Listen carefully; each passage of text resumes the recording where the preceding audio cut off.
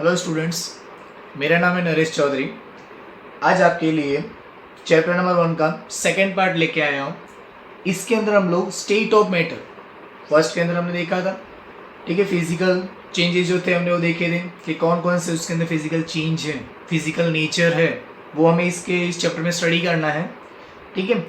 तो इसके अंदर अलग अलग नेचर्स गिवन है, तो उसके बारे में डिटेल में देख लेते हैं। सॉलिड, लिक्विड एंड गैस, ठीक है। बेसिकली इन तीनों के बारे में हमें स्टडी करनी है। ओके, तो स्टार्ट करते हैं इनके बारे में कि सॉलिड, बेसिकली देखा जाए तो आप सॉलिड को अच्छे से जानते हो कि सॉलिड क्या होता है, ठीक है। तो देखो इसमें सॉलिड के एक्सप्लेनेशन के लिए first fix shape and definite volume. Okay, ये देखो यहाँ पे एक डायग्राम बनाया है मैंने। कोई भी एक सॉलिड लिया है, उसको हम लोग जब देखते हैं ध्यान से माइक्रोस्कोप के अंदर देखेंगे, उसके एकदम पार्टिकल्स क्या होंगे, एकदम पास पास में होंगे, ठीक है। फॉर एग्जाम्पल कोई भी चीज़ हम लोग लेते हैं जो सॉलिड शेप में है, जैसे पेंसिल हो गया, ठीक है, ये सॉलिड है, क्लियर। इसको मैं कितना भी इसके शेप में कोई चेंजेस ला सकता हूँ कि इसको प्रेस करके, कितना भी इसको प्रेस करूँ इसके शेप में कोई चेंजेस आएगा क्या? नहीं आएगा। क्यों? क्योंकि इसका शेप क्या फिक्स है, इसका वॉल्यूम क्या होगा, डेफिनाइट। सर वॉल्यूम क्या होता है? शेप तो पता चल गया, चलो भाई ये सॉलिड है तो शेप में कोई चेंज होगा नहीं, कॉमन सेंस है सर। तो वॉल्यूम में सर, वॉल्यूम मतलब क्या होगा? वॉल्यूम का मीनिंग क्या होता है कि ठीक है कि ये जो सॉलिड है अपना इतना एरिया इसने कवर किया है, ठीक है। यहाँ पे जो मैंने बनाया इतना इसने कवर किया, ये जो एरिया कवर किया उसका वॉल्यूम हो गया, ठीक है, इतना। अब वॉल्यूम हुआ तो मतलब इसको मैं कंप्रेस कर रहा हूँ, कोई पार्टिकल इसको कंप्रेस किया मैंने, तो इसमें कोई चेंज आएगा? कुछ कंप्रेस होगा क्या? नहीं होगा। अगर ये कंप्रेस ही नहीं होगा तो इसके वॉल्यूम में कोई चेंज आएगा क्या? नहीं। मीन्स इसका वॉल्यूम भी क्या होगा? Fix. Definite means fixed volume होगा। जैसे पेंसिल है यहाँ पे रखी है मैंने, ठीक है, इसको मैं कवर अप करूंगा, पूरा ड्रॉ करूंगा तो क्या होगा, इसको मैं हटाऊंगा तो फिक्स शेप रहेगा इसका। अब इसको मैं कंप्रेस करूँ तो इसके वॉल्यूम में कहीं कुछ चेंजेस आ रहा है क्या? नहीं, ऐसा का ऐसा ही रहने वाला है। समझ में आ रही बात? ठीक है। मीन्स क्या होगा, सॉलिड के अंदर शेप भी फिक्स होगा और वॉल्यूम भी फिक्स होगा। मैं जितना कवर ये यहाँ पे कर रहा है, इस सेम बॉक्स को उठा के मैं यहाँ पे रखूँ तो सेम यहाँ पे जितना कवर किया उतना ही यहाँ पे भी एरिया कवर करेगा। अब यहाँ से उठा के मैंने यहाँ कहीं रखा तो जितना एरिया यहाँ पे इसने कवर किया उतना ही यहाँ पे कवर करेगा। समझ में आ रही बात? ठीक है। मीन्स उसका एरिया भी फिक्स रहेगा, मीन्स वॉल्यूम भी उसका फिक्स रहेगा, ठीक है। अब बात करते हैं रिजिड और कैन नॉट फ्लो। अब सॉलिड है, पानी की तरफ फ्लो तो नहीं कर सकता। रिजिड का मतलब अभी मैंने बताया कितना भी आप कंप्रेस करो कोई चेंज उसके अंदर नहीं आएगा, ठीक है। तो कैसा नेचर है उसका? रिजिड नेचर है। कैसा नेचर है उसका? Rigid nature. कोई चेंजेस उसके अंदर आएगा ही नहीं, तो इसे रिजिडिटी बोलते हैं, ठीक है। एक तरह से मान सकते हैं कि कोई स्टूडेंट है अपनी क्लास के अंदर, बहुत ढीठ है, कितना भी उसको बोलो कोई फर्क नहीं पड़ता उससे। आज ऐसा बोला कल वैसा का वैसा ही, ढीठ, रिजिड। मतलब कितना भी इसके ऊपर क्या करें हम लोग, कितना भी करें, कंप्रेस करें, कितना प्रेस लगाए इस पर, कोई चीज़ इसके अंदर नहीं आ रहा है। क्यों नहीं आ रहा है? क्योंकि इनके बीच में कोई स्पेस ही नहीं है ना। कुछ स्पेस होता तो दबाते तो क्या होता, वो थोड़ा कंप्रेस होता। जगह होती तो क्या होता, कंप्रेस होता। जगह ही नहीं है, ठीक है। एक रूम में मैंने क्या कर दिया, लिमिट कितनी थी एक रूम की? खाली 25 स्टूडेंट्स की। मैंने उसके अंदर दबा दबा के 50 स्टूडेंट्स भर दिए। अब पहले 25 थे, थोड़ी बहुत तो जगह होगी अंदर, अब 50 भर दिए, मतलब एकदम पैक हो गए। सारे के सारे पार्टिकल्स क्या हो, एकदम पास पास में आ गए, तो कोई स्पेस ही नहीं बचा इसमें, ठीक है। तो देखो मैक्सिमम इंटरमोलिकुलर फोर्स होता है। इंटरमोलिकुलर फोर्स मतलब कि इनके बीच में जो फोर्स है, जो अट्रैक्शन है, वो क्या होगा, मैक्सिमम। मीन्स ए पार्टिकल का यहाँ पे इसके सराउंड में जितने पार्टिकल्स है उसके साथ एकदम टाइट बॉन्डिंग होगी उसकी, एकदम टाइटली उसके साथ क्या होगा, जुड़ा हुआ होगा, क्लियर। तो क्या होगा, इसके बीच में इंटरमोलिकुलर फोर्स भी क्या होगा, ज्यादा होगा। समझ में आई बात? मीन्स एक दूसरे से टाइटली अट्रैक्ट होके रहते हैं, ओके। बाद में लीस्ट इंटरमोलिकुलर स्पेस, अभी मैंने स्पेस की बात की थी, रूम वाला कि इतनी जगह थी, लेकिन मैंने क्या कर दिया, 50 भर दिया अंदर, तो थोड़ी बहुत ही स्पेस थी। अब तो और बढ़ जाए तो और स्पेस बचा ही नहीं है अंदर, तो क्या होगा, अब और पार्टिकल जाने की जगह ही नहीं है। समझ में आ रही बात? मतलब और अंदर कुछ भी, कोई भी पार्टिकल एंटर ही नहीं हो सकता। तो क्या होगा, इनके बीच में जो स्पेस है वो देखो, स्पेस कहीं दिखाई दे रहा है कि दो पार्टिकल के बीच में? बहुत माइन्यूट, एकदम लीस्ट स्पेस है। इसीलिए हम लोग जब इसे कंप्रेस करते हैं तो ये बिल्कुल कंप्रेस नहीं होता, क्योंकि कंप्रेस होने के लिए बीच में कहीं ना कहीं स्पेस होना चाहिए, तभी वो थोड़ा बहुत क्या हो पाएगा, कंप्रेस हो पाएगा। समझ में आ रही बात? ठीक है, ओके। अब देखो नेग्लिजिबल कंप्रेसिबिलिटी, स्पेस ही नहीं है तो कंप्रेसिबिलिटी कहाँ से आएगी? कितना भी इसको मैंने दबाया, इसमें कहीं स्पेस होगा तो कुछ होगा, कंप्रेस होगा। समझ में आ रही है? तो कंप्रेस होगा ही नहीं। क्लियर? तो कंप्रेसिबिलिटी नेग्लिजिबल मानते हैं। ओके, अब देखो सॉलिड के बारे में कुछ डिस्कशन कर लेते हैं कि सर सॉलिड में किस तरह से आप क्या क्या बोल रहे हो उस तरह से। फॉर एग्जाम्पल देखो, आपके दिमाग में ऐसे डाउट आएगा सर, जैसे कि हम बॉल देखते हैं, जैसे रबड़ की बॉल है सर, है ना, तो रबड़ की बॉल सर सॉलिड ही है, वो लिक्विड तो है नहीं, रबड़ की बॉल ऐसे फ्लो तो करती नहीं है ना, और गैस भी नहीं सर इवोपरेट हो जाए। तो सर रबड़ की बॉल हम लोग जब कंप्रेस करते हैं तो दबती है सर, है ना, रबड़ की बॉल ऐसे क्या होती, कंप्रेस होती है। हमने क्या किया, रबड़ की बॉल पे एक्सटर्नल फोर्स अप्लाई किया, तो फोर्स अप्लाई करने से क्या हो गया, उसने अपना शेप चेंज किया। सर आपने तो बोला कि सॉलिड शेप चेंज नहीं करता है, ठीक है, तो सॉलिड की भी कुछ प्रॉपर्टीज है। क्लियर? तो वो क्या करता है, जैसे चेंज होता है, एक्सटर्नल फोर्स अप्लाई करने पे चेंज हो रहा है, ठीक है, तो फर्दर जैसे हम लोग फोर्स हटाएंगे वापस क्या होगा, बॉल नॉर्मल कंडीशन में आ जाती है। क्लियर? ठीक है, तो ये जो बिहेवियर है उसका, उसे हम लोग क्या बोलते हैं, इलास्टिसिटी। क्या बोलते हैं उसे? इलास्टिसिटी। समझ में आई बात? उसे क्या बोलेंगे, इलास्टिसिटी बोलेंगे। क्या बोलेंगे उसे? इलास्टिसिटी। क्लियर हो रही बात? ठीक है, अब देखो और एक नेचर आता है। सपोज करो कि हमने डॉ ले लिया, डॉ मतलब से आटा, आटा गूंथते हैं ना हम लोग, उसमें क्या होता है, वो भी आटा कैसा, सॉलिड ही है ना, लिक्विड और गैस तो नहीं है आटा। ठीक है, अब हमने क्या किया, आटे को अच्छे से ऐसे गूंथ दिया, अब उसको हम लोग ऐसे थोड़ा दबाते हैं तो सर वो तो ऐसा कैसा ही रह जाता है, उसमें तो वापस से ही अपनी ओरिजिनल शेप में नहीं आता। तो वो जो उसका नेचर होगा, वो नेचर क्या होता है उसका, प्लास्टिसिटी। कौन सा नेचर होगा उसका? प्लास्टिसिटी। समझ में आई बात? इसीलिए कंफ्यूज मत होना बेटा कि सर ऐसा क्यों हुआ, वो भी तो सॉलिड दिखता है। आपकी बात भी सही है सर, बॉल है तो वो भी सॉलिड ही दिख रहा है, तो उसमें ऐसा क्यों नहीं हुआ। तो समझ में आई कि सॉलिड की भी कुछ और ही प्रॉपर्टीज होती हैं। ठीक है, अगर बॉल है उसे कंप्रेस किया, कंप्रेस हो गया, वो फिर अपनी रियल पोजीशन में आ जाता है, तो वो इलास्टिसिटी नेचर है उसका। जैसे स्पंज है ना, वो लेते हैं तो उसको देखा आपने, वो भी सॉलिड ही दिखता है, लेकिन उसको आप कंप्रेस करते हो तो कंप्रेस हो जाता है। क्यों ऐसा हुआ? क्यों आपने देखा होगा स्पंज के बीच में छोटे छोटे से हॉल होते हैं, और जो छोटी छोटी से हॉल होंगी उसके अंदर क्या फील होती है, एयर फील होती है, और जैसे आप उसे कंप्रेस करते हो तो एयर क्या होती है, वहां से बाहर निकल जाती है। समझ में आ रही बात? ठीक है, तो ये सारे इसका नेचर होता है। सॉलिड में ई पॉइंट्स इंपॉर्टेंस याद रखना, अभी जो मैंने बताया वो सब उसके एग्जाम्पल्स थे। ठीक है, किस तरह से हम लोग उसको इजीली और समझ सकते हैं। ठीक है, कंप्रेस करें और वापस से रियल पोजीशन आ जाती है, उसकी क्या कौन सी प्रॉपर्टीज होगी, इलास्टिसिटी हो गया। क्या हो गया वो? इलास्टिसिटी। ठीक है, अब उसके बाद दूसरा बात है प्लास्टिसिटी। क्या होगा, जो सर दबाया वो ऐसा का वैसा रह गया, कोई शेप में चेंजेस नहीं हुआ। ठीक है, तो क्या हो जाएगा, अपना प्लास्टिसिटी हो जाएगा। समझ में आ गया बेटा सबको? ओके, अब सेकंड पॉइंट पे चलते हैं, लिक्विड। ओके, लिक्विड के अंदर क्या होगा?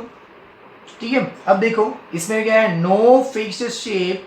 लिक्विड का कोई फिक्स शेप नहीं होता, but have a fixed volume. Okay, liquid का फिक्स शेप नहीं होता सर, वॉल्यूम फिक्स होता है, तो ठीक है, तो उसका फिक्स शेप नहीं होगा, वो कैसे पता चलेगा? पानी को पकड़ सकते हो क्या, कि पानी को पकड़ा, ये देखो पानी ऐसा है, अब ऐसा हो गया, तो कैसे पता चला कैसा था ऐसा हो गया, अब क्या करें उसके लिए? ठीक है, तो कैसे पता करेंगे इसके नेचर को कि फिक्स शेप है, सॉरी फिक्स शेप नहीं है लेकिन वॉल्यूम फिक्स है। तो क्या होगा, वाटर आपने देखा होगा कि अगर आपने एक बाउल लिया तो उसके अंदर वाटर डालोगे तो बाउल का शेप ले लेगा, ग्लास लिया तो ग्लास का शेप ले लेगा, ठीक है, कप लिया तो कप का शेप ले लेगा, उसका शेप फिक्स है नहीं। लेकिन आपने वॉल्यूम फिक्स से मतलब क्या हुआ कि अगर आपने कोई ग्लास या बीकर लिया है, उसके अंदर आपने जो वाटर फिल किया है वो कितना है, 50 ml। कितना है, 50 ml। ठीक है, फिर आपने कुछ और शेप का कुछ ले लिया, अगर आपने कप ले लिया, ठीक है, कप के अंदर भी आपने इसको फिल किया, तो ये कितना रहेगा, इसके अंदर भी आपने कितना रहेगा, 50 ml ही रहेगा।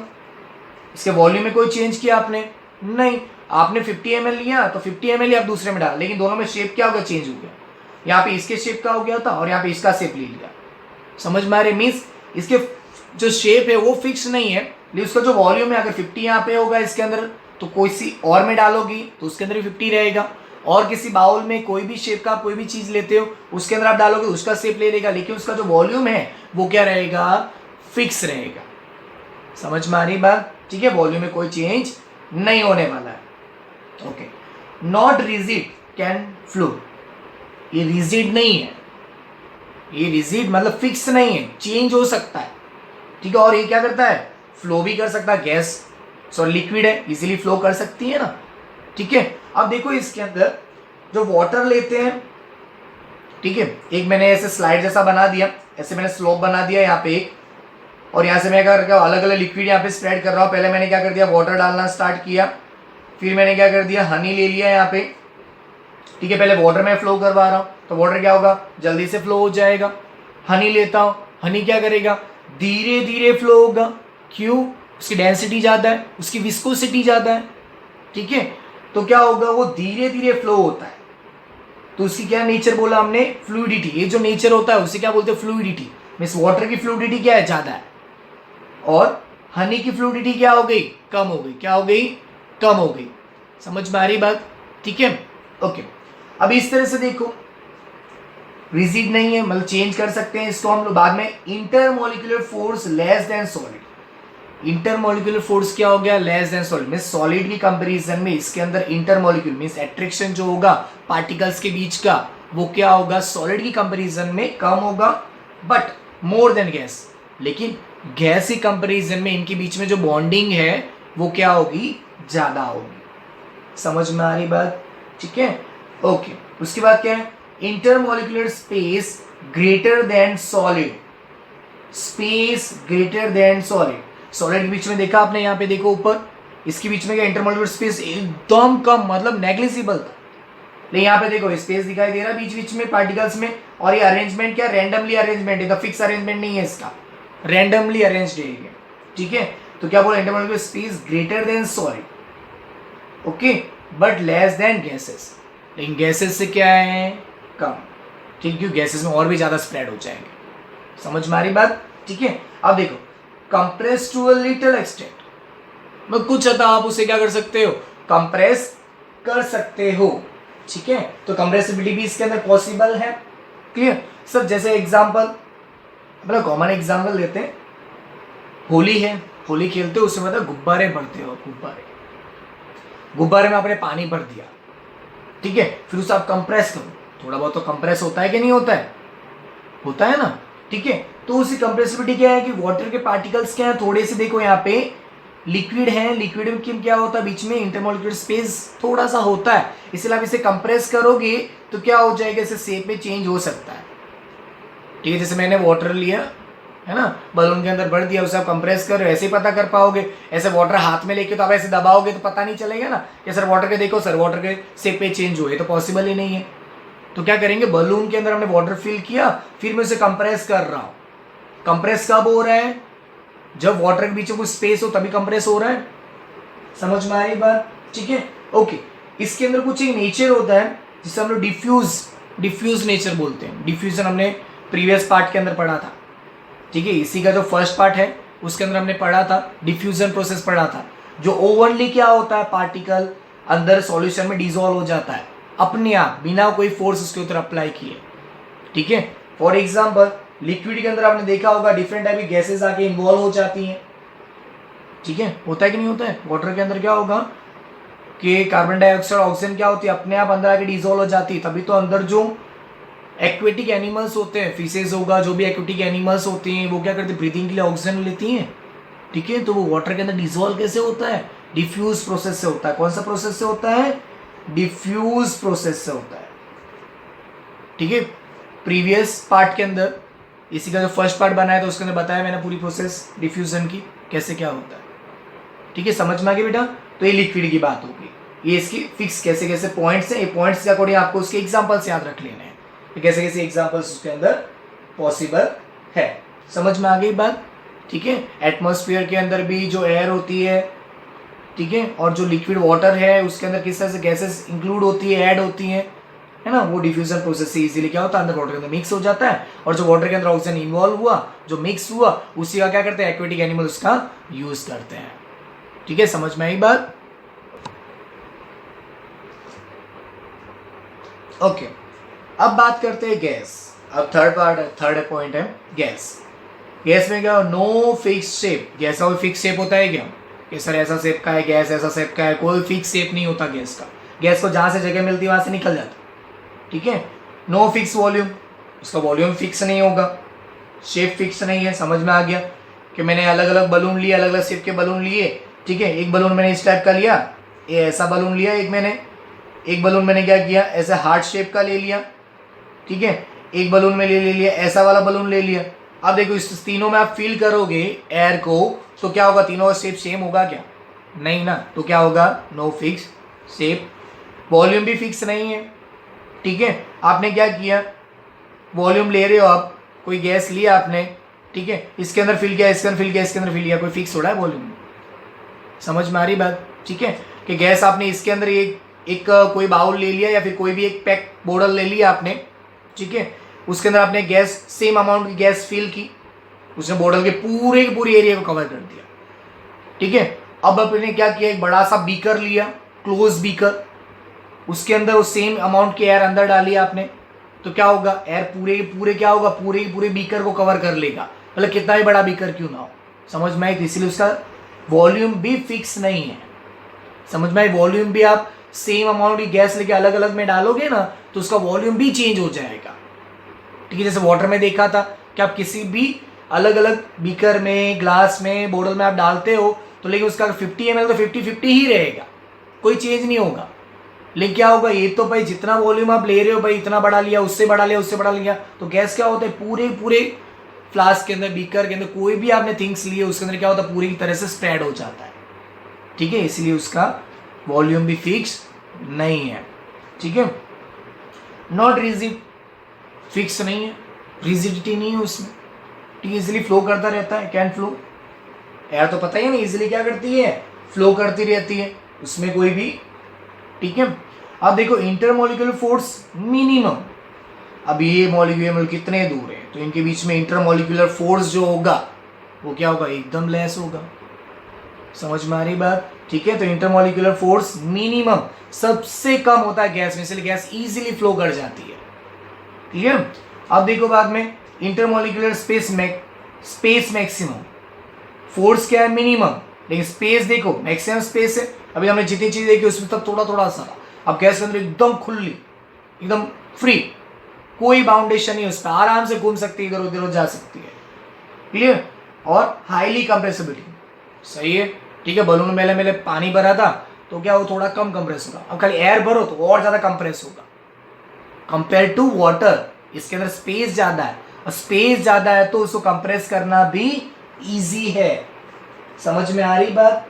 ठीक है, हम लोग जैसे सीएनजी देखते हैं, ठीक है, एलपीजी देखते हैं, उन सारी चीजों के अंदर भी क्या होता है, प्रेशरफुली क्या करते हैं, इसको फील किया जाता है, कंप्रेस करके इसके अंदर फील किया जाता है हाई प्रेशर से। ठीक है, तो ऑक्सीजन सिलेंडर हम देखते हैं जो हॉस्पिटल्स में होते हैं, उनके अंदर भी जो गैस फील होती है वो कंप्रेस करके फील की जाती है। क्यों? क्योंकि उनके अंदर बहुत ज्यादा स्पेस होती है, तो इजीली वो क्या होती है, गैस कंप्रेस हो जाती है। समझ में आ रही बात? ओके, चलो एक एग्जांपल लेके समझते हैं। ठीक है, सिरिंज लेना, इंजेक्शन आता है, इंजेक्शन है ना, सिरिंज, उसके आगे से जो उसकी सुई होती है, नीडल, उसे निकाल दो। अब क्या करना है आपको, नीचे से उससे, नीचे जो उसका ओपन माउथ उसे ब्लॉक कर दो, और 3 सिरिंज लो। एक के अंदर आप क्या कर दो, चौक पाउडर जो होता है, चौक का पाउडर बना के एक सिरिंज में भर दो। नीचे से मैंने क्या किया, नीचे से एकदम पैक कर देना तीनों। क्लियर? दूसरे के अंदर आप क्या करो, लिक्विड पानी डाल दो, और थर्ड वाले में आप क्या करो, ठीक है, गैस ही रहे, मतलब उसके अंदर कुछ भरना नहीं, उसको वैसे ही रहने दो, और नीचे से तीनों पैक किया हुआ है। अब क्या करो, सिरिंज के ऊपर के पार्ट को आप कंप्रेस करो। क्या करो, कंप्रेस करो। तो सिरिंज के ऊपर के पार्ट को आप कंप्रेस करोगे तो किसके अंदर कंप्रेसिबिलिटी सबसे ज्यादा होगी, किसके अंदर होगा, गैस के अंदर। सॉलिड में तो क्या होता है, स्पेस ही नहीं होता है, तो क्या होगा, एकदम लेस कंप्रेसिबल या नेग्लिजिबल मान सकते हो कि भाई चौक वाला है वो तो सॉलिड है, उसमें यार कुछ कितना ही दबा रहा, कुछ हो ही नहीं रहा है उसमें। लिक्विड है तो लिक्विड हमने देखा थोड़ा सा कंप्रेस होता है ना। और लास्ट में देखिए हम लोग एयर वाले में, उसमें देखना कंप्रेसिबिलिटी और कम होती है। सॉरी, एयर वाले में क्या हो, कंप्रेसिबिलिटी सबसे ज़्यादा होगी। क्यों? क्योंकि इंटरमोलिकुलर स्पेस ज़्यादा होता है तो हाईली कंप्रेसिबल होगा।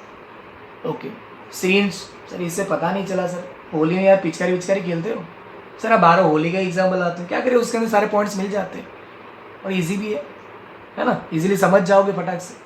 पिचकारी जो होती है उसके आगे की भाग को दबा दो, फिर आप देखना उसको, आप जैसे दबाते हो ना, मतलब अंदर पानी वानी भरा नहीं, खाली है, अब दबाओ देखना अंदर थोड़ा सा दबता है, ठीक है। फिर आप जैसे उसे छोड़ते हो ना, देखना एयर उसके ऊपर प्रेशर लगा, थोड़ा सा सिरिंज का जो ऊपर का पार्ट है जिसको आपने दबाया, जो पिस्टन आपने दबाया, वो पिस्टन वापस से थोड़ा सा पीछे आ गया।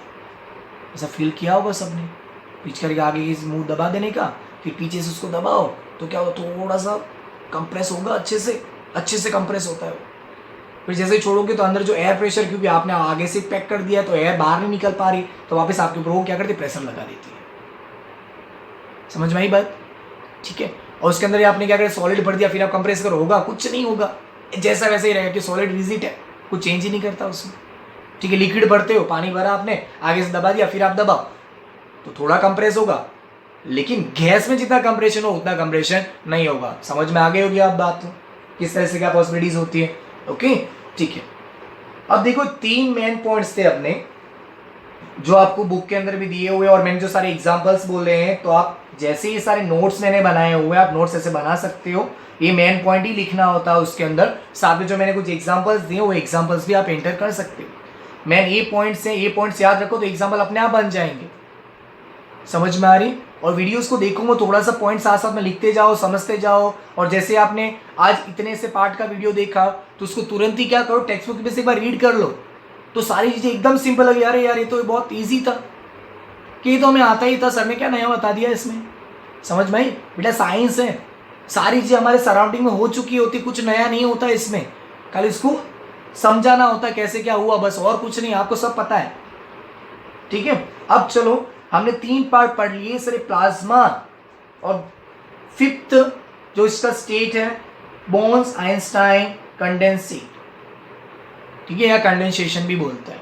ठीक है, 2 डिराइव हुए। अब देखो प्लाज्मा, प्लाज्मा क्या होता है, plasma is an ionised gas, ionised means ions के फॉर्म में होता है, पॉजिटिव और नेगेटिव आयंस के फॉर्म में होता है, उसे आयनाइज्ड बोलते हैं। ठीक है, अब plasma is a very good conductor of electricity and it's affected by magnetic field. ठीक है, गुड कंडक्टर है। अब करंट है, करंट के अंदर कौन होता है, इलेक्ट्रॉन, इलेक्ट्रॉन मींस क्या हुआ, नेगेटिव चार्ज, और नेगेटिव और चार्ज और पॉजिटिव चार्ज है तो इजीली क्या करेगा, वो करंट को भी इजीली फ्लो होने देगा। ठीक है, नो फिक्स शेप, इसका कोई फिक्स शेप नहीं होता है, नो फिक्स्ड वॉल्यूम, इसका कोई फिक्स्ड वॉल्यूम भी नहीं होगा। ठीक है सर, इसका एग्जांपल फ्लोरोसेंस लाइट्स देखी होगी आपने, ठीक है, ट्यूबलाइट जैसी होती, कलरफुल लाइट्स होती हैं, उसके अंदर इस प्लाज्मा का यूज किया जाता है, फ्लोरोसेंस मींस अलग अलग कलर लाने के लिए, ग्लो करवाने के लिए। समझ में आई बात? ठीक है, ये हो गया प्लाज्मा। अब 5th टाइप है इसका bones Einstein condensate, the state formed by cooling a gas off extreme low density. क्या करना है, low density and super low temperature. Means bones Einstein कब बना पता है, जो गैस था उसको हमने बहुत ज्यादा, उसकी जो डेंसिटी को एकदम लो कर दिया।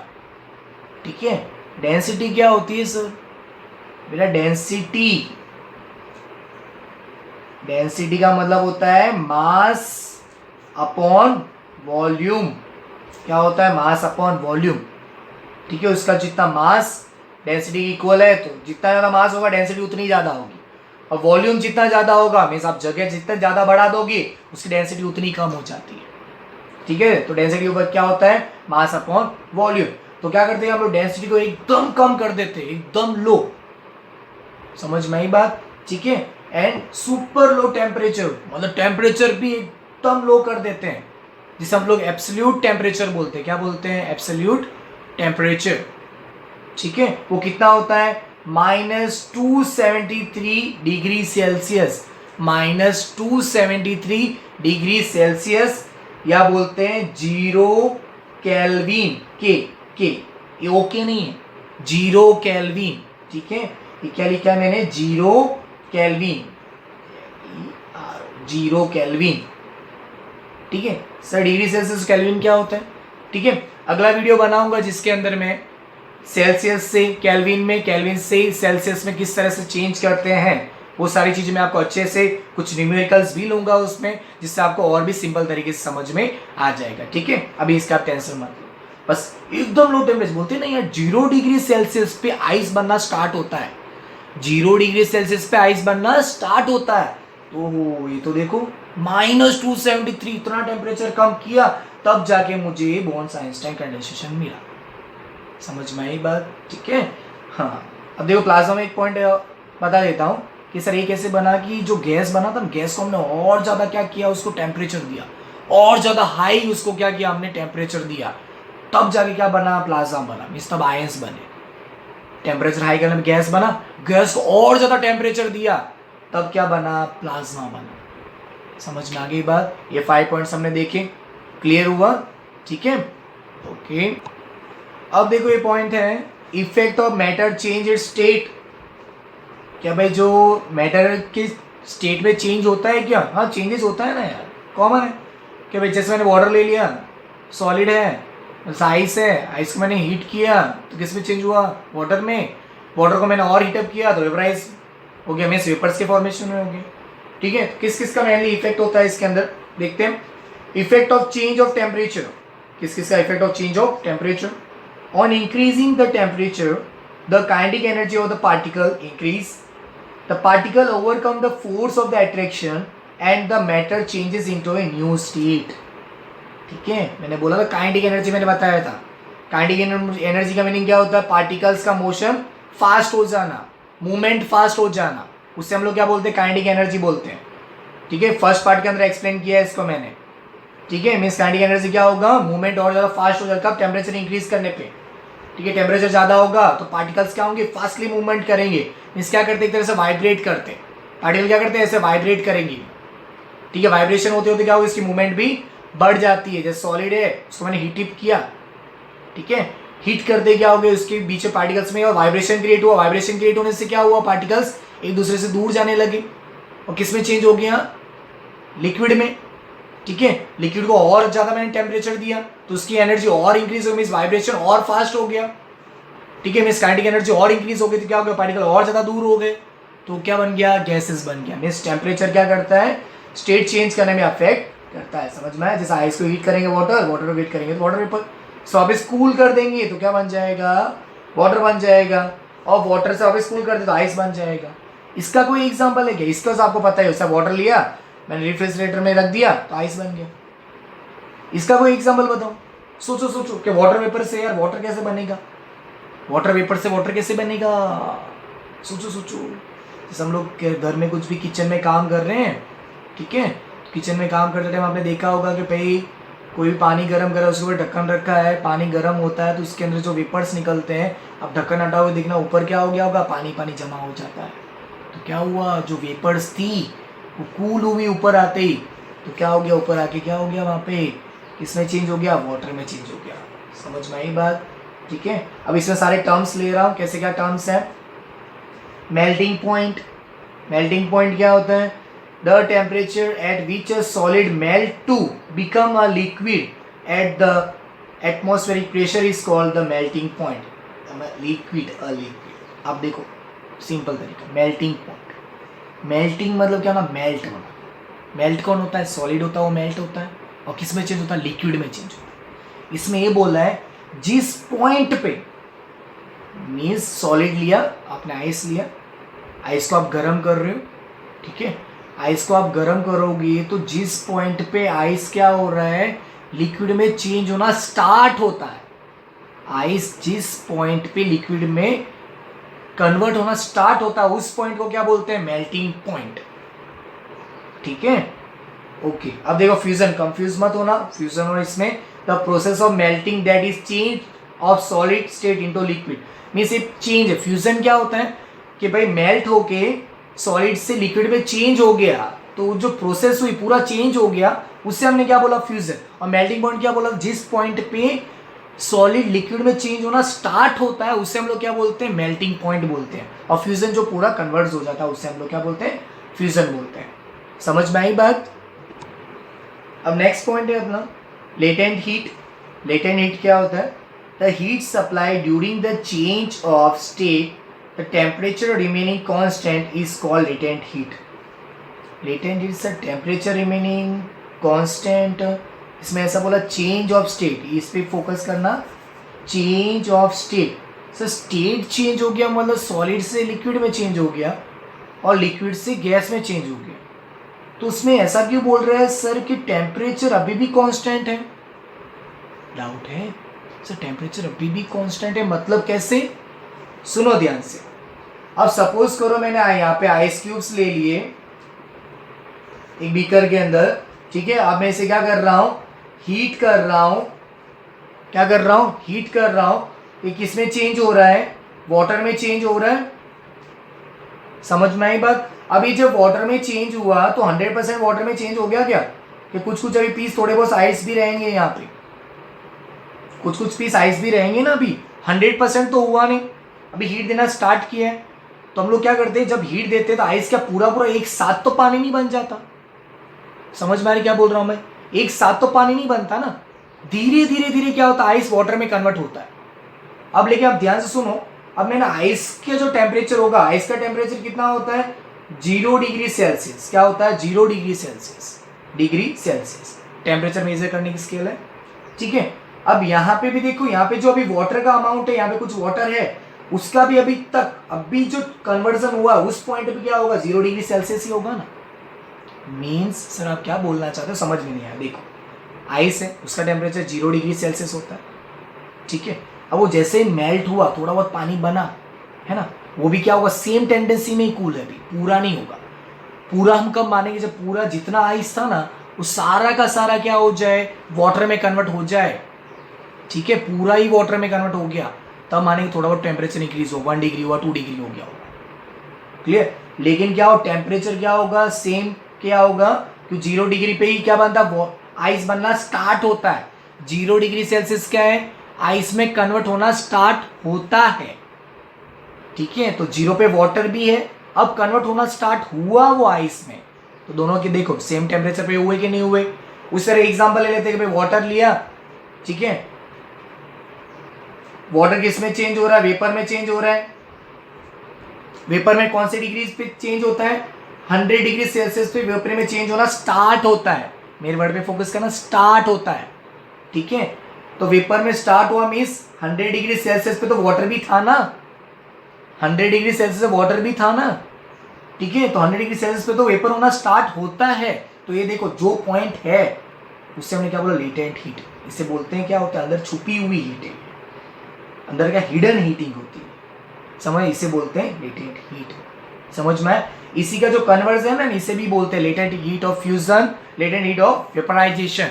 ये पॉइंट है, लेटेंट बता दिया। लेटेंट मतलब कि उसका टेम्परेचर अभी भी कांस्टेंट रहेगा, कोई चेंज उसमें नहीं होगा। स्टेट चेंज हो गया, स्टेट चेंज हो गया पर टेम्परेचर में चेंज नहीं हुआ। ओके अब देखो लेटेंट हीट ऑफ फ्यूजन, अभी मैंने बताया वैसे, the amount of heat energy required to change 1 kg of a solid into liquid at atmospheric pressure at its melting point is called the latent heat of fusion of the solid. समझ में आया, means 1 kilo जो solid होगा उससे आपको क्या करना है, लिक्विड में चेंज करना है। उसके लिए जितना आपका मेल्टिंग पॉइंट है, जितना टेम्परेचर आपको देना पड़ेगा, जितनी एनर्जी, जितनी हीट की आपको जरूरत होगी, उससे हम लोग क्या बोलेंगे, latent heat of fusion. Simple से याद रखो, 1 kg सॉलिड है ना, उसे क्या करना है, एटमॉस्फेरिक प्रेशर पे क्या करना है, हीट करना है, और किस में चेंज करना है, लिक्विड में। मीन्स 1 किलो सॉलिड को गर्म करके लिक्विड में चेंज करना है, उसे हम लोग क्या बोलेंगे, लेटेंट हीट ऑफ फ्यूजन। ठीक है, अब चलते हैं बॉइलिंग पॉइंट। मेल्टिंग पॉइंट किसके लिए यूज़ किया, तो मेल्ट हो रहा है, मीन्स सॉलिड से लिक्विड बन रहा है, तो उसे मेल्टिंग बोल, melting point. Boiling point, boiling का मतलब क्या होगा, बॉयल होना। बॉयल कौन होता है, लिक्विड बॉयल होता है। तो जो भी चीज़ें लिक्विड होती हैं, तो लिक्विड के लिए हम लोग लेते हैं बॉइलिंग पॉइंट, BP, ठीक है। और सॉलिड जो होता है वो मेल्ट होता है, उसके लिए हम बोलते हैं मेल्टिंग पॉइंट, MP। समझ में आई? Boiling point. The temperature at which a liquid start boiling at atmospheric pressure is called its boiling point. Means liquid जिस पॉइंट पे किसमें चेंज होना स्टार्ट होता है, गैस में चेंज होना स्टार्ट होगा। The temperature at which a liquid start boiling, boil होना स्टार्ट होता है, जिस पॉइंट पे बॉइल होना स्टार्ट होगा उससे हम लोग क्या बोलेंगे? बॉइलिंग पॉइंट बोलेंगे। ठीक है, मेल्टिंग में जिस पॉइंट पे वो मेल्ट होना स्टार्ट होता है उसे मेल्टिंग पॉइंट बोलते हैं। क्लियर? अब देखो, latent heat of vaporization, vapours में बनना। The amount of heat energy required to change 1 kg, इसमें भी 1 kg, उसमें भी 1 kg। देखो खाली डिफरेंस क्या है, यहाँ पे सॉलिड है और यहाँ पे लिक्विड है। इनटू वेपर, लिक्विड किस में चेंज होगा? वेपर में। वहां पे सॉलिड लिक्विड में चेंज हुआ, यहाँ पे लिक्विड वेपर में चेंज होगा। बस फ्यूजन और वेपराइजेशन इतना डिफरेंस है, बाकी पूरे डेफिनेशन सेम है। समझ में आई? मीन्स 1 किलोग्राम लिक्विड लेना है आपको, उसको वेपर में चेंज करने के लिए जितने हीट की रिक्वायरमेंट होती है उसे लेटेंट हीट ऑफ वेपराइजेशन कहते हैं। It's known as a latent heat of vaporization. समझ में आई बात? ओके, फिर बात करें सब्लिमेशन। सब्लिमेशन वर्ड ध्यान से सुनना। A change of state directly from solid to gas, changing into liquid state, कोई without changing into liquid state, means बिना लिक्विड स्टेट में चेंज हुए डायरेक्टली सॉलिड टू गैस बन जाए, सॉलिड टू गैस बन जाए, उसे क्या बोलते हैं? सब्लिमेशन बोलते हैं। क्या बोलते हैं? सब्लिमेशन बोलते हैं। ठीक है, एक एग्जांपल है, एक्टिविटी ली गई है। क्या किया मैंने? वॉच ग्लास लिया, वॉच ग्लास में क्या रख दिया मैंने? ठीक है, अमोनियम ले लिया मैंने, अमोनियम क्लोराइड ले लिया इसके अंदर। ठीक है, अमोनियम क्लोराइड क्या कर रहा हूँ मैं? यहाँ से बर्नर से हीट कर रहा हूँ। हीट करते देखो अमोनियम क्लोराइड कैसा था? सॉलिड फॉर्म में था, जिसको मैंने चाइना डिश के अंदर रखा, चाइना डिश में रखा, उसे अब गर्म कर रहा हूँ। ठीक है, गर्म करते क्या होगा? वेपर्स बने। क्या बने? सॉलिड से डायरेक्ट क्या बना? गैस बना। लिक्विड बना कहीं यहाँ पे? नहीं। अमोनियम क्लोराइड वेपर से डायरेक्ट क्या बना? गैस बना। अब गैस क्या होगी? ऊपर से मैंने यहाँ पे पैक कर दिया है, तो गैस बाहर तो नहीं जा सकती, तो गैस देखो यहाँ पे क्या हो गई? डिपोजिट हो गई। क्या हो गई? डिपोजिट हो गया। ठीक है, जिसे क्या बोलते हैं? डिपोजिशन बोलते हैं। क्या बोलते हैं? डिपोजिशन। ये डिपोजिशन किसका होगा? अमोनियम क्लोराइड का सॉलिडिफाइड। जो अमोनियम क्लोराइड लिया था यहाँ पे, उसको गर्म किया तो सॉलिड लिक्विड में चेंज नहीं हुआ, without changing in liquid, liquid में चेंज नहीं हुआ, डायरेक्ट गैस में चेंज हो गया। अब गैस को बाहर जाने की जगह नहीं मिल रही है, तो क्या हो गया? यहाँ पे आके सॉलिडिफाई हो गया। ठीक है, समझ में आ गया? ये फनल है, उसको मैंने उल्टा रख दिया था। क्लियर? इस प्रैक्टिकल से पता चलता है कि पहले जो अमोनियम क्लोराइड था वो सॉलिड से डायरेक्ट ही गैस में चेंज हो गया। जैसे नेफ्थलीन बॉल कपड़े में डालते, गोल गोल व्हाइट व्हाइट कलर का आता है ना, जिसमें से थोड़ी मस्त खुशबू आती, कपड़ों के अंदर रखने के लिए आती, व्हाइट व्हाइट बॉल, उसे नेफ्थलीन बॉल बोलते हैं। उसको कपड़े के अंदर रखते हैं तो क्या लिक्विड में चेंज होता है, तो कपड़े गंदे नहीं हो जाएंगे? क्या होता है? डायरेक्ट गैस में चेंज होता है कि नहीं होता है? कैम्फर, कपूर आप पूजा वूजा करते हो तो आप जलाते हो, तो लिक्विड में चेंज होता है क्या? नहीं, डायरेक्ट किस में चेंज होता है? गैसेज में चेंज होता है। इसे क्या बोलते हैं? सब्लिमेशन बोलते हैं। क्या बोलेंगे उसे? सब्लिमेशन। तो ये सारी चीजें, जो सारे पॉइंट्स थे, हमने किसके बेस पे स्टडी कर लिया? हमने ये टेम्परेचर बेस पे। ठीक है, अब सेकेंड पॉइंट आता है कि सर स्टेट को चेंज करने के लिए कौन सा पॉइंट आएगा? प्रेशर। अब कौन आएगा? प्रेशर। अब देखो प्रेशर की बात करते हैं। Solid effect of change of pressure, solid carbon dioxide gets converted into the pressure gaseous state by decreasing our atmosphere without coming into the liquid state। ठीक है, कार्बन डाइऑक्साइड है, सॉलिड होता है। सॉलिड कार्बन डाइऑक्साइड मतलब dry ice. क्या बोलते हैं उसको? Dry ice. कार्बन डाइऑक्साइड को क्या कर दूँ? उसके ऊपर में बहुत ज़्यादा प्रेशर लगा देता हूँ, बहुत ज़्यादा प्रेशर अप्लाई कर देता हूँ उसके ऊपर। ठीक है, तो गैस को प्रेशर अप्लाई करने से वो किस में कन्वर्ट होता है? लिक्विड, फिर सॉलिड में कन्वर्ट हो जाता है। गैस के ऊपर प्रेशर लगाने से किस में कन्वर्ट हो जाएगा? वो गैसेस में। By applying pressure the particle of the matter can be brought close together. ठीक है, प्रेशर लगाने से जो पार्टिकल्स, पूरे कंटेनर लिया मैंने यहाँ पे एक, ठीक है, इस तरह से कंटेनर, उसके अंदर गैस पार्टिकल घूम रहे इधर उधर। ठीक है, यहाँ पे मैंने एक पिस्टन जैसा लगा दिया। इस पिस्टन को मैं क्या कर रहा हूँ? दबा रहा। इस पिस्टन को दबाऊंगा तो क्या होंगे? जो सारे पार्टिकल इधर उधर घूम रहे थे तो अब क्या हो जाएंगे, सारे पार्टिकल पिस्टन को दबाने से क्या एक जगह यहाँ पे इकट्ठे होते दिखाई दे रहा है। हम इस प्रेशर से क्या कर रहे हैं, हम लोग सारे पार्टिकल को एकदम क्लोज लेके आ जाते हैं। और पार्टिकल जब क्लोज आते हैं तो गैस से लिक्विड में भी चेंज हो सकता है, लिक्विड से सॉलिड में भी चेंज हो सकता है। समझ में आ गया, ठीक है। कुछ यूनिट है यहाँ पे, ऐसा यूनिट क्या होता है प्रेशर की, पास्कल। क्या होगा, पास्कल, जिसे हम लोग पीए से डिनोट करते हैं।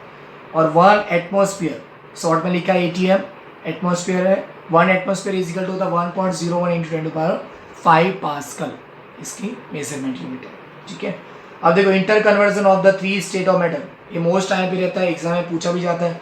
जितनी चीजें मैं पढ़ा रहा हूँ सारे आईएमपी पॉइंट हैं, एक भी पॉइंट मैंने बुक के अंदर से नहीं छोड़ा, सारे पॉइंट्स मैंने ले लिए और सिंपल वे में आपके सामने रिप्रेजेंट किया है।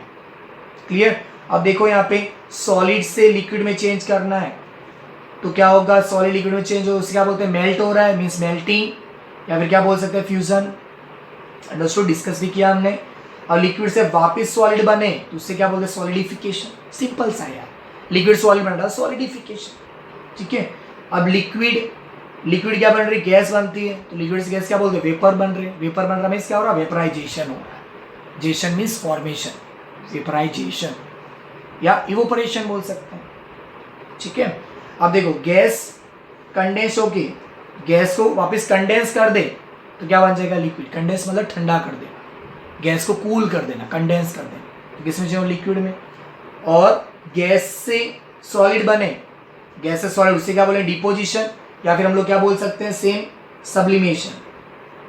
क्योंकि सब्लिमेशन हम लोग किसे बोलते हैं पता है ना, सब्लिमेशन वो होता है जिसमें लिक्विड स्टेट नहीं आता। सब्लिमेशन मतलब लिक्विड स्टेट नहीं आता, सॉलिड से डायरेक्ट गैस पॉसिबल है और गैस से डायरेक्ट सॉलिड पॉसिबल है, लिक्विड इसके बीच में नहीं आता, उससे हम लोग क्या बोलेंगे, सब्लिमेशन बोलेंगे, ठीक है। और सॉलिड से गैस बना है तो भी क्या बोलेंगे, सब्लिमेशन। समझ में आया इतना पॉइंट, ठीक है। ये सारे आईएम पॉइंट्स आपके सामने रख दिए। अगला वाला टॉपिक, अगला वाला जो पार्ट बना है वो मोस्ट आईएमपी होगा आपके लिए, ठीक है। कि सारे जो नोट्स मैं बना रहा हूँ सबके सब आईएमपी हैं। अगर आप ये सारे इंपॉर्टेंट पॉइंट्स अच्छे से रिमेंबर कर लेते हो, इस वीडियो को अच्छे से देखने के बाद आप एक बार बुक भी रीड करोगे तो सारे कंसेप्ट आपके एक बार में क्लियर हो जाएंगे। नेक्स्ट के अंदर हम लोग, ठीक है, न्यू टॉपिक देखेंगे हम लोग, उसके अंदर इवोपरेशन में भी बहुत इंटरेस्टिंग टॉपिक है वो, ठीक है। और बाद में हम लोग कुछ पॉइंट में कन्वर्जन करना, जैसे डिग्री सेल्सियस से केल्विन में, केल्विन से डिग्री सेल्सियस में कैसे कन्वर्ट करेंगे, वो सारी बातें भी करेंगे न्यूमेरिकल्स लेके साथ में, ठीक है। अच्छे से पढ़ो, ऑल द बेस्ट।